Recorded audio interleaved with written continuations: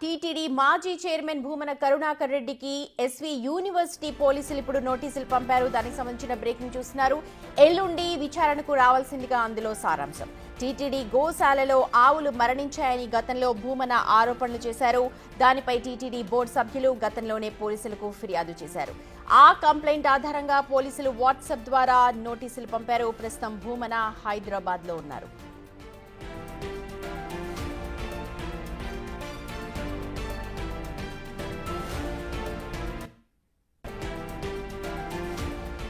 Right, మా ప్రతినిధి దామోదర్ ఉన్నారు అప్డేట్స్ అందించడానికి. దామోదర్, ఏదైతే కంప్లైంట్ చేస్తున్నారో భూమన, దానికి సంబంధించి వాట్సాప్ లో ఇప్పుడు రేపు తను విచారణకు హాజరు కావాల్సిందిగా చెప్తున్నారు. భూమన సైన్ నుంచి ఏమైనా ఇన్ఫర్మేషన్ అందుతోందా?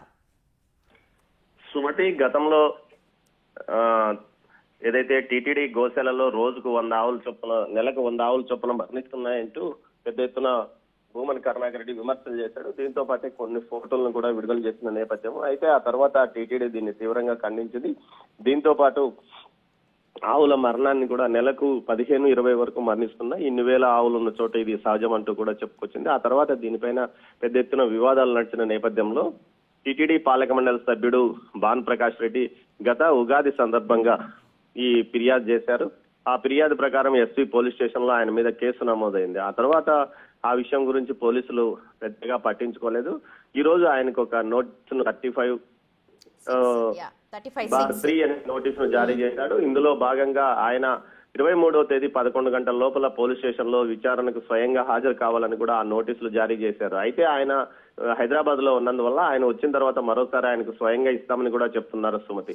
అయితే దామోదర్, కింద చూడొచ్చు, failure to attend, comply with the terms and notice, it should be liable. అంటే ఒకవేళ కనుక కాకపోతే, హాజరు కాకపోతే for arrest under section 35(6) of Bharatiya Nagarik Suraksha సంహిత అని రాసింది దాని మీద.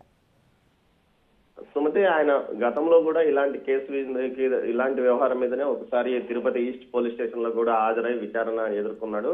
ఇది రెండవదని చెప్పవచ్చు. ముఖ్యంగా ఏదైతే ఈ కేసుకు సంబంధించి తన వద్ద ఉన్న ఆధారాలన్నింటినీ తీసుకుని రావాలి, అవి నిజమా కాదా అన్న విషయం మేము తేలుస్తాము. గతంలో ఆవుల యొక్క మరణాల గురించి తన వద్ద పూర్తి స్థాయి ఆధారాలు ఉన్నాయని కూడా అప్పట్లో ఆయన చెప్పుకొచ్చారు. వాటిని ట్యాంపరింగ్ చేయడం కానీ మరే విధంగా మార్చడం కూడా చేయకూడదు. గతంలో మీరు చేసిన ఆరోపణలు, అదేవిధంగా మీరు మీడియాకు చూపించిన అన్ని రికార్డులతో పాటు తీసుకురావాలని చెప్పినట్లున్నారు. ఆ విధంగా మీరు హాజరు కాకపోతే ఖచ్చితంగా అదుపులోకి తీసుకుంటామంటూ కూడా దాని నోటీసులో ఉంది. మొత్తం మీద 23వ తేదీ మధ్యాహ్నం 11 గంటల లోపల ఆయన విచారణకు ఖచ్చితంగా హాజరు కావాలని నోటీసులో పేర్కొన్నారు. ఎస్వి యూనివర్సిటీ సర్కిల్ ఇన్స్పెక్టర్ ఈ నోటీస్ ని జారీ చేశారు సుమతి. రైట్ దామోదర్, చూడాలి మరి భూమన ఎటువంటి రెస్పాండ్ అవుతారు. రేపు విచారణకు హాజరవుతారా లేకపోతే మరో డేట్ అడుగుతారా తెలుస్తుంది.